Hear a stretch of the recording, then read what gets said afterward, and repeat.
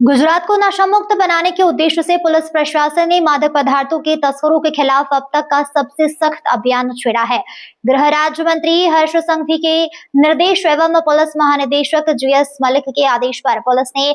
अपराधियों को सलाखों के पीछे भेजने के साथ साथ ही नशीले पदार्थों के कारोबार से जुटाई गई अवैध संपत्तियों को जब्त करने की प्रक्रिया तेज कर दी है। इस कार्रवाई के तहत पूर्व कच्छ पुलिस की special operation group SOG team ने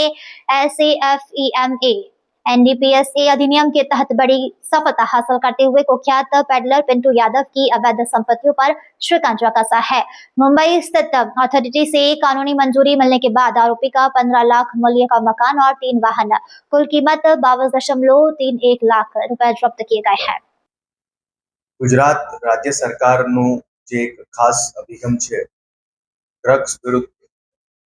કડક કાર્યવાહી કરવાનો અને જેટલા પણ એના સાથે જોડાયેલો પેડલરો હોય એમના વિરુદ્ધ જે છે કોઈ પણ એવી પ્રવૃત્તિ હોય જે ગેરકાયદેસર જણાતી હોય એમના વિરુદ્ધ કડક કાર્યવાહી કરવાનો જે અભિગમ છે એના અનુસંધાને માનનીય ડીજીપી સાહેબ, બોર્ડર રેન્જના આઈજીપી શ્રી ચિરાગ કોરડિયા સાહેબના માર્ગદર્શન હેઠળ પૂર્વ કચ્છ જિલ્લા પોલીસ દ્વારા જે ડ્રગ્સના પેડલર છે એ પેડલરો વિરુદ્ધ એક કાર્યવાહી કરવામાં આવી છે, જેમાં જે NDPS એક્ટની જે પ્રોવિઝન છે જેમાં જે કોઈ એવા પેડલર્સ હોય એ પેડલર્સ ડ્રગ્સની બદીથી ઉપજાવેલ ઇન્કમથી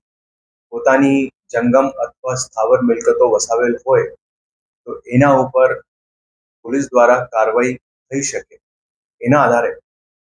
એક વ્યક્તિ છે જેમનું નામ છે પિન્ટુ યાદવ, મૂળ બિહારનું છે પણ અહીંયા કચ્છમાં અંજાર વિસ્તારના વરસામેડીમાં એમનું રહેવાસ હતું। એમના વિરુદ્ધ ટોટલ 4 NDPSના ગુના દાખલ થયેલા છે, જેમાં સર્વપ્રથમ 2019માં છે અને એના પછી 2025માં 140 કિલો ગાંજાનું કેસ છે, જેના હેઠળ